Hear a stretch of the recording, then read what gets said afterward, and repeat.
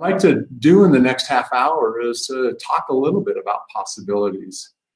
If I was going to title, I guess, what I really want to share, I guess it'd be something like Conscious Evolution, COVID-19, and Making a Better World for All.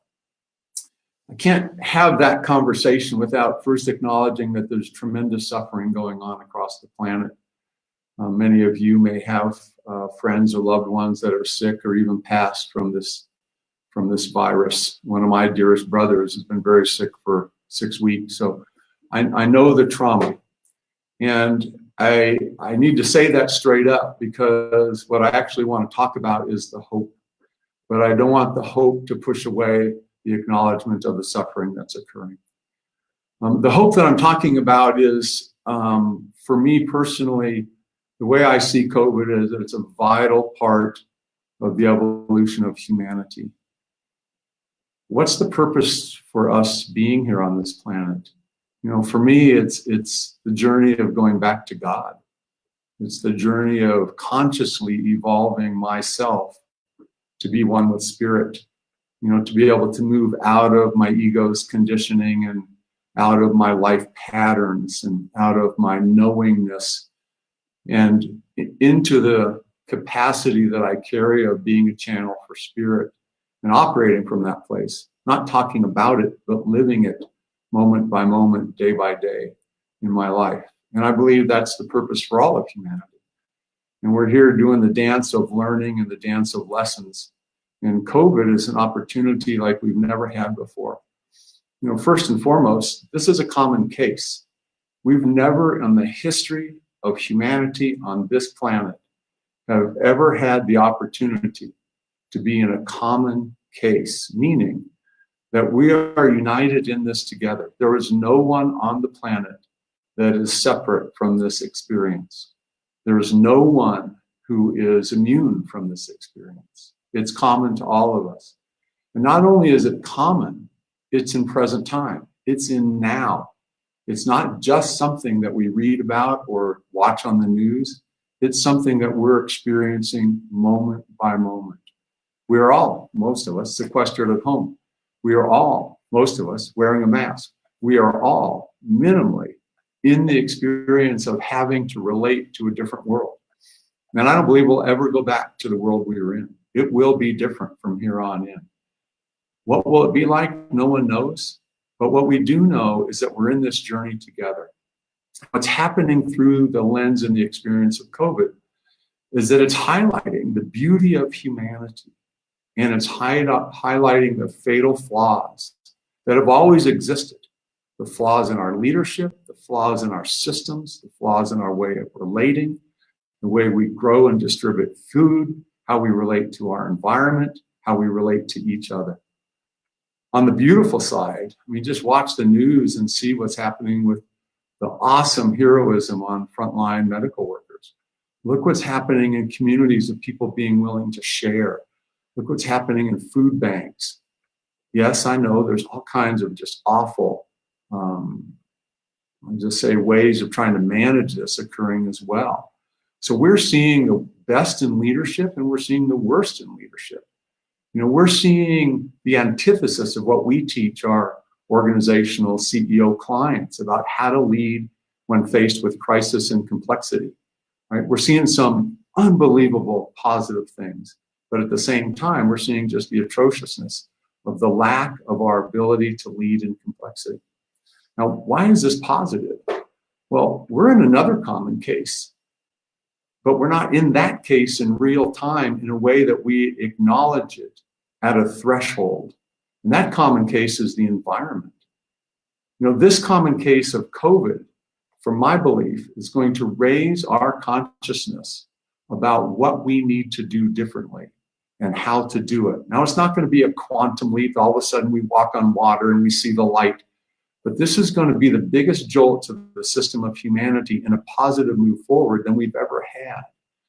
And my hope is, and my expectation is, it's going to nudge us closer to learning how to handle other big human challenges like climate. Right now, we don't have global cooperation around climate. We didn't have it with COVID. We don't even have national cooperation around climate in the US. We didn't have it with COVID. We're seeing the flaws of how we cannot take on large human challenges without that kind of cooperation. What I'd like to do for the next 20 minutes or so is go on a journey with you. And I don't want to just talk about this thing that's occurring on the planet. I'd like to be in an inquiry with you. I'm not looking to share information that I want you to remember. I'm looking to stimulate your thinking for a deeper integration about how you are being and how you are relating to this crisis and what it can do for you and your family and your community from a positive perspective.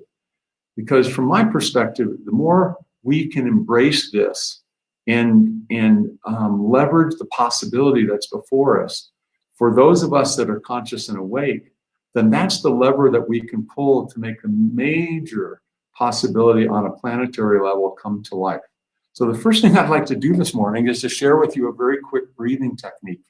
And I share this because it's the most powerful, simple way to just activate our minds and then let go of it, so we can go into the all of non-dual reality and listen deeply to our own intuition, listen deeply to spirit moving through us. Now, this is a technique we actually teach CEOs and senior executives.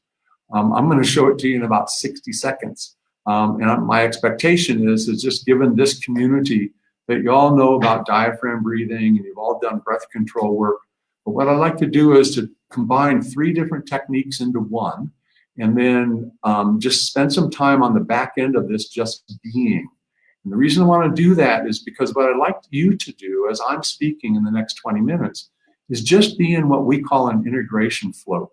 Just let my words wash over you, through you, and we'll just see what comes through and see how it might trigger in you new seeing, new insight, maybe a new approach to how you're relating to what your life is all about, given the challenges that we're facing.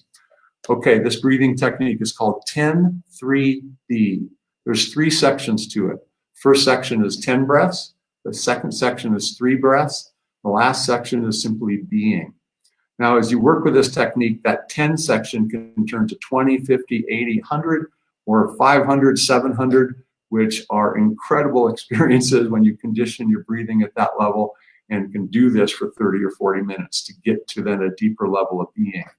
The idea with 10-3-B is we're activating our will for the 10, we're then in a transition for the 3, and then we're dropping into being at the last section. All right, so here it is. So diaphragm breathing. I suggest putting a thumb on your belly button. I say in your right hand. It means then that your pinky is going to go down towards your pelvis and your left hand on your chest. And what we're looking for is just the breath being down in your belly. So the diaphragm is moving. When you inhale, the diaphragm will drop if your breathing is functioning the way the body was built. Now, about 15% of humanity actually has their breath backwards because of long-term stressors. We're not going to deal with that here. So what you're looking to do is as you inhale through the nose, in and out through the nose, is you want your right hand on your belly to go out, and that means your diaphragm is going in. The exhale is just drawing the stomach to your spine, so that will then tuck your diaphragm up under your ribs. So you have a bellows move. It looks like this. You're like this.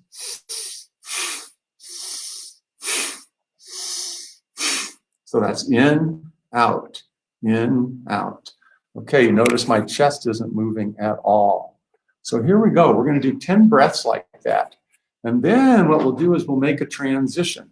And the transition will be through, again, the nose is squeezing, first of all, 10 breaths and then a little deeper breath on inhale and then squeezing everything out. So it's pulling your stomach to your spine, tucking it under your ribs, letting all of the intercostal muscles of your chest to squeeze down to the tightest little thing. So you're going to nothing, squeezing the entire universe into nothing. And then at the end of that slow squeeze, there'll be a point where you just got to let go. When you let go, there'll be an automatic expansion. And your job then is to let your breath just fill, but then join in as imperceptibly as you can. Just gently continuing your exhale into the biggest 360 full breath, bottom to top you can do. So when the breath pops in, it just starts to expand through the nose. Just drop your diaphragm slowly down into your pelvis, splay out your lower ribs, make your stomach come out, make your chest start to expand all the way up into your shoulders and neck. Now you're in a complete expansion. So you went from complete nothingness of the universe to complete everything of the universe. And then at that point, you're going to reach a capacity that you're just, it's time to let go, and then just let go. Now let go there is the first breath out of your mouth, where you're just letting your tongue, your jaw, your throat chakra, your heart chakra, everything just melt. You follow your breath down, fall right out the bottom of that exhale, no pushing, just complete relaxation, letting the breath do you. And then you just drop out the bottom of the exhale. And then from that place, just an observation.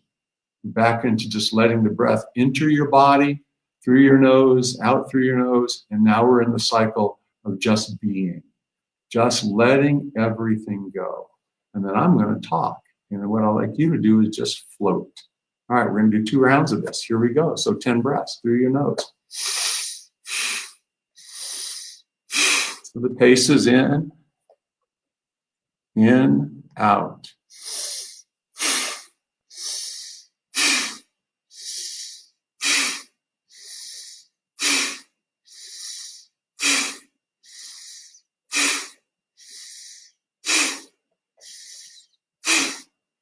A little deeper inhale, just a little deeper, fill the bottom of your chest, squeeze out that exhale, just drop that breath down, your tummy come to your spine, just squeeze everything out nice and slow, squeeze everything into nothing, all the intercostal muscles at your own pace. Whenever you're ready, just let it go. Just let that inhale begin, and then drop your diaphragm down into your pelvis, splay out those lower ribs. Let the breath come up into your chest. Let it fill slowly, long, slow, and deep.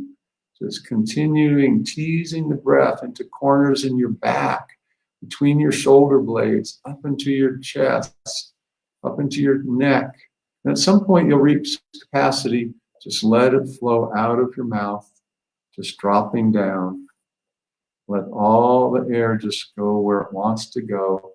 You just riding the exhale with your consciousness down, fall out the bottom of your breath, and just allow yourself to be waiting in observation, just letting the next inhale enter you whenever it's ready. Let it breathe you, just being aware and present to what is, noticing how the breath comes in, how it turns naturally to an exhale. Just follow that down, completely melt and let go. Dropping out of will into being.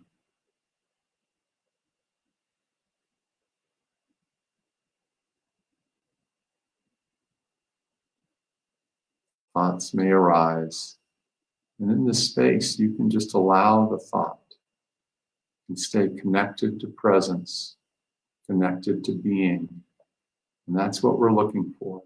Just to let ideas come as they're triggered in you, thoughts, insights, staying connected to presence as you're engaging your mind. But engaging your mind through the lens of the deep listening of your own spirit. Listening to presence move through you. Okay, and we're going to do one more round like that. Okay, inhaling, the stomach goes out.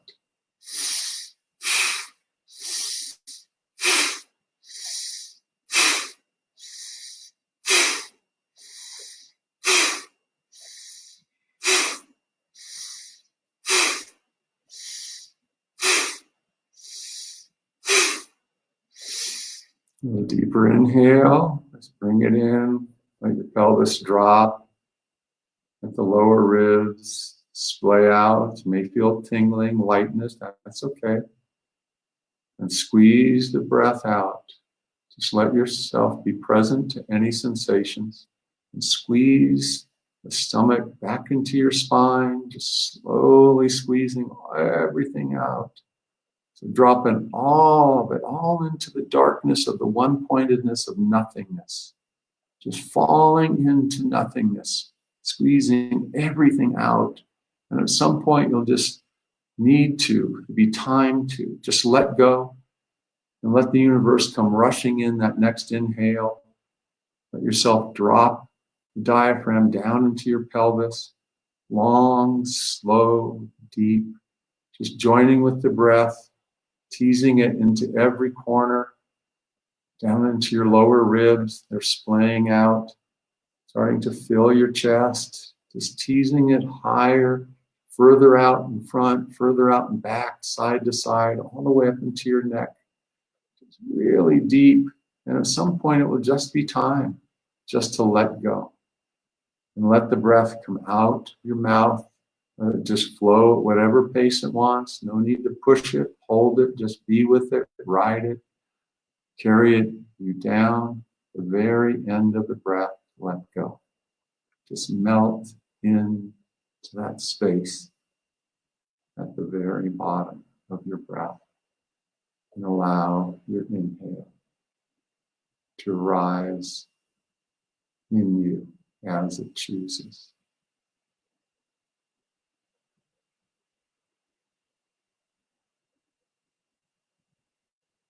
The only way that we evolve as humans is we confront our edges. Now, when those edges of fear or doubt or anxiety or nervousness, when they arise, for most of us, we're unconscious of them because we're living our lives unconsciously, just automatically reacting to the world out there as a stimulus, us responding in here based on our conditioning. But for those of us that are conscious, we know by research that's 20 to 30% of humanity, up to 50% on the early stages of wakefulness to their interior, is that we begin to explore our edges. And one way to relate to the edges, the early stages of waking up, is we try to reframe them into positivity. But that's just another form of denial. The only way we truly transform is to be aware of those edges, the fear, the doubt, the worry, the shame, the guilt, when it arises, and drop into the sensations, drop into the energy of that fear that's coming out of our unconscious, triggered by the outside world. Because when we open to accept it and feel it, it releases. It naturally begins to dissipate. And that drops us into a deeper level of presence in that moment. Now, as we do that work over time, that darkness in the shadows of our own psyches, in our own unconscious and our own ego's pattern, begins to release and the light is revealed. Now, that journey we can do moment by moment, but it's also the journey of our life, of waking up and evolving ourselves from the inside out. And as we make those transformations day after day, week after week, and do that work year after year, we become more evolved in that move from our own ego to spirit, ultimately uniting, being one with God. And that's the journey of life and lifetimes. Now, that journey has been going on in humanity for 200,000 years. What's that journey been? Is there a map? Is there a roadmap? Well, one simple way to think of it is moving from human doings to human beings. Another way to think about it is we move from being pre-personal to personal and then transpersonal. At the level of self, it means my first year, 2 years, 3 years, 4 years, 6 years, 5 years, let's say, of my life, I'm not yet really had an identity. I haven't built my personality. I haven't built my I yet. I have a name, but I haven't actually developed my style, my conditioning, my worldview, my belief patterns. Then I become 6 and 10 and 12 and 14. And now it's all about I, the personal me. And that goes on until I'm 16, 18, 20, 25. And for most adults, it continues. The world is about I, the personal. But for those of us that wake up, we then get interested in the transpersonal. What's beyond my ego? What's beyond my personality? That's the journey of evolution over 200,000 years, as well as my own journey. Now, you might also think of it as in the youth, or 200,000 years ago, humans were about the force of I, the force of me and survival. And then we become, the force for we, the tribe, the tribalism. Now, it may be in the early days, literally my neighborhood. Well, it's the hood. In certain countries, it's the tribalism. Well, we have national tribalism, right? So we're oriented to the force of we. And another way you can think about this is we first oriented to me, then us, then all of us as we grow. So those of us that are conscious, we're more interested in humanity, what's good for all. We're interested in the planet. But at lower stages of evolution, lower stages of development, we're not interested in those big things because we're small in small-mindedness in our orientation. So we go from the force of I to the force of we, but then we begin to look for the force of God. But it's my God, and your God isn't good enough. In fact, you may be evil if you don't believe in my God. But as we get past those ego stages, now it's not the force for God, it's the force of God, where we realize that we're actually looking in our greatest possibility of humanity to be a source for God channeling through us, to be one with God. So that journey of evolution, we can now map that. If we look at any developmental theorist, whether it's in biology or psychology or ethics or art, we realize that development has a path. In other words, evolution, development, getting better, improving, bringing more of the human potential out in any aspect of life. We go through a developmental process. Now, one way of mapping this is through a technology called spiral dynamics or vertical development.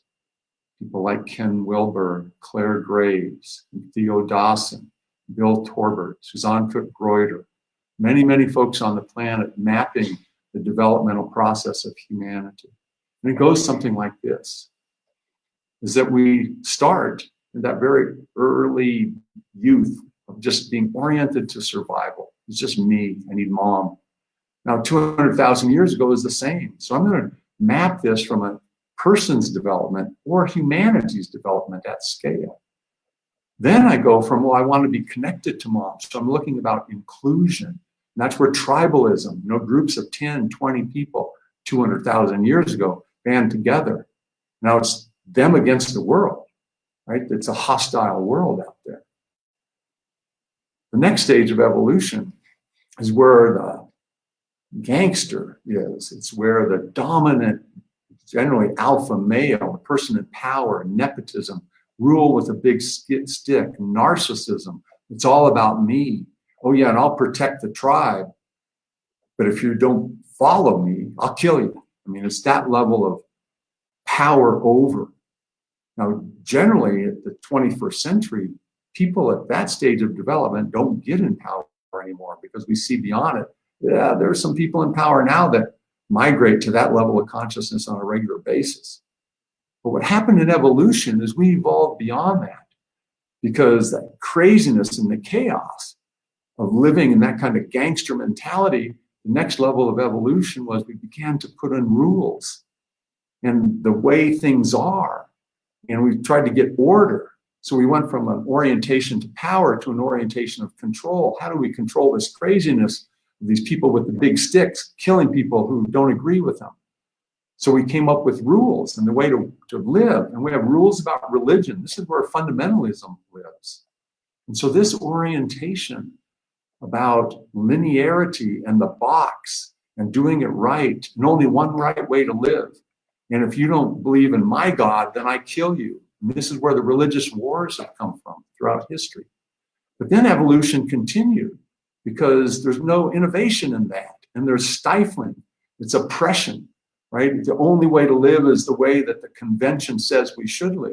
So we busted out of that, and we entered a new zone where competency and meritocracy and getting ahead, and this was the birth of the US. This is like removing the shackles.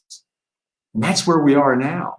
But this stage of development brought us consumerism and science and the level of abundance we have on the planet. And isn't that beautiful? But there's offshoots of this, like pollution, like social injustice. So then the next thing that occurred is we have, 20% of humanity busting out of that. And we're going now into the green zone of thinking about the planet and diversity and inclusion and making a world better for all. And each of these stages are the same stages that you, your friends, your family go through. Now, 65% of humanity is stuck at the stage of today's convention. And that convention doesn't allow us to handle big, complex challenges. We can't handle things like environment. We cannot solve social justice issues. We cannot solve feeding the planet in a way that is organic and in line with our biology of our bodies, right? Because in the mindset of convention, it's much better to engineer reality than to live in sync with nature, right? Live in sync with nature is what we did, thousands of years ago. Back when people believed that if you did a rain dance, it would rain. In the mysticism world, we're above that. It's all about science. But what we've done is we've gotten so disconnected in our egoic state of thinking that we're better than life, that we can manipulate and engineer life. But here's what's happening. We are right now at the cusp of the greatest wake-up call humanity has ever had. We are in a common case against a common enemy called COVID-19. And it's revealing to us the flaws in our way of living. Look what's happening right now on the planet. We've never seen blue skies in Los Angeles the way we see them today. In Beijing, they've not seen a blue sky for decades. We are now being forced to realize that our economic system can actually stop and we're still alive. There's breakdown that's happening throughout our social structures right now, our healthcare system, our economic system, our educational system, our legal system, our political system. And the bright light of the spotlight of COVID-19 is highlighting the fact that those systems are not up to the task. They're also not up to the task of solving our climate issue. And without building the capability in consciousness at the level of being, and without building the capacity in the level of leadership and co-creation in society, we will not be able to solve the climate issue. And one of my personal clients is the Climate and Energy Ministry in Denmark. These folks are leading the planet in climate change. What they're talking about now is how COVID is opening the window for countries to begin to realize that with this devastated economy, our reinvestment to stimulate the economy can occur in green technology. Now, imagine that occurring in the US, where we wake up and realize through the voice of the populace that we want blue skies. We need local production of food. We need clean air, clean water, and that we can create that by repurposing our industries to green technology. COVID is opening the door to this possibility. It's opening the door to a greater understanding of the social injustice that's been occurring on the planet for 200,000 years. We're not in a world that is all of a sudden broken. We're in a world where we're revealing the inherent flaws at the stage of consciousness that we've been operating. Our external world is simply a reflection of our internal level of consciousness on the collective scale. So for us to solve our social and environmental challenges, we've got to raise our consciousness. And COVID is giving us the opportunity to do that at scale. Now, how about you and me? Let's do one more round of breathing, and then I want to end with a reflection. All right, so here we go. If you're looking for contact with your diaphragm, hand on your belly is good. And here we go, 10 breaths. Let's do 15. All right, 15 breaths. Through the nose, belly going out on the inhale.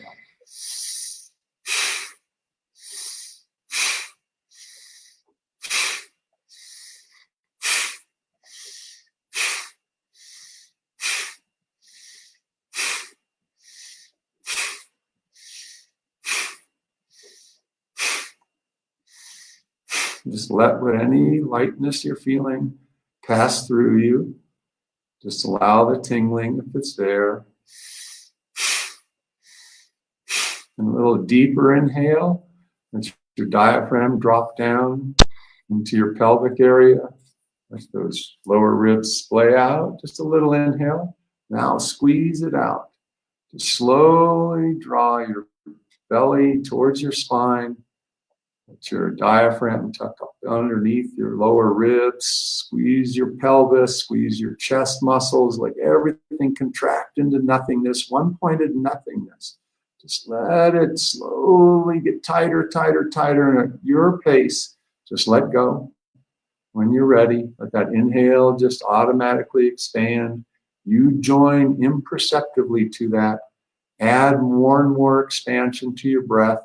Drop your diaphragm down into your pelvis, lower ribs splaying out, belly, lower back, everything expanding, a little bigger, letting it crawl all the way up into your chest, long, slow, and deep.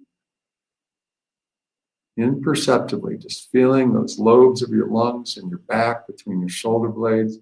When you're ready, just let the air go. Just follow the breath down. Let it drop all the way, all by itself. No pushing, no rushing, just being with the exhale. Falling out the bottom, melting into nothingness. Moving out of the will of that active breathing into simply presence, letting the next inhale come in. Watching it as it turns to an exhale, and simply being.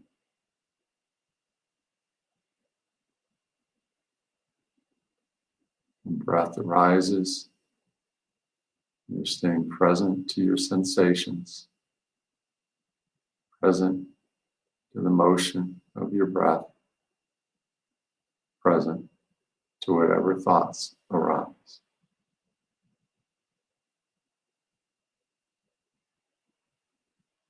COVID's also an opportunity for you, for me, to see our egos in action. What are your fears? What are your worries? What are your doubts? Yes, the outer world is a challenge. Many of us have lost our jobs and don't know where our rent or mortgage payment is coming from. What's the story that your own conditioning, your ego is making about that world? What's the bad thing or things your ego says is going to occur? Where are those sensations in your body? Just feel them now. Just know that they're simply story. Neither of us know what's going to occur. So let's drop into connection to the all. Let's drop right through the contracted energy of fear and anxiety. And just let that energy move through our bodies, up our spines, out the top of our heads, down our arms, down our legs. And just let that energy go. And then take a deep breath, just a signal, letting it all evaporate.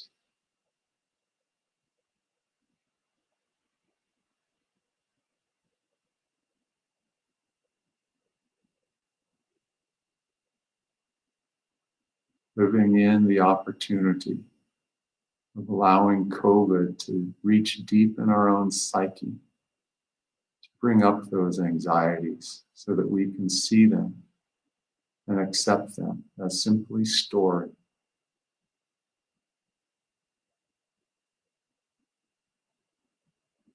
As conscious human beings, we know that spirit exists. We know that spirit is all that is, that all of life is a manifestation of spirit. COVID is a manifestation of spirit. How could it be anything else?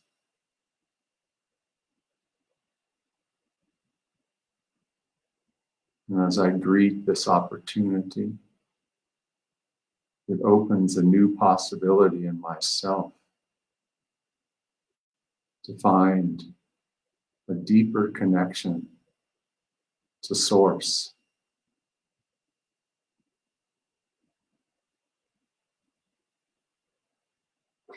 By receiving the gift of COVID, triggering a deeper level of fear and anxiety in me, so that I can let go of that and let spirit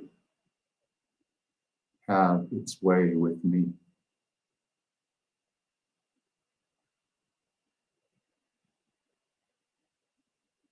As you breathe,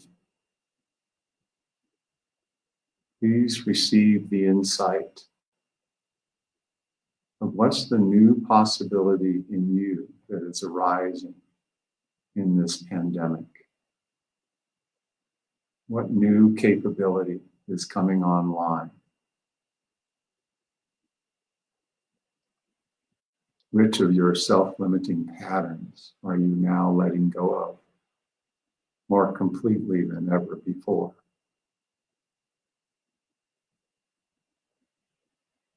What deeper intention and commitment is arising in you?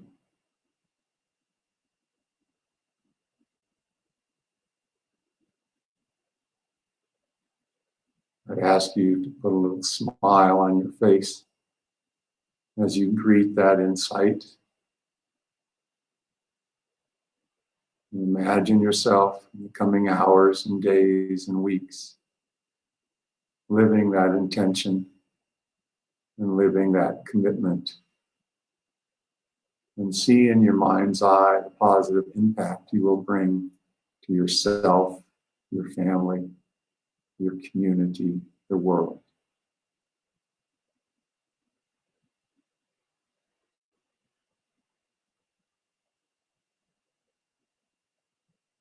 My hope and my dream for you, for me, for all of us, is that we take this opportunity that we've never had before at any point in human history on this planet, and we make the most of it to bring the life,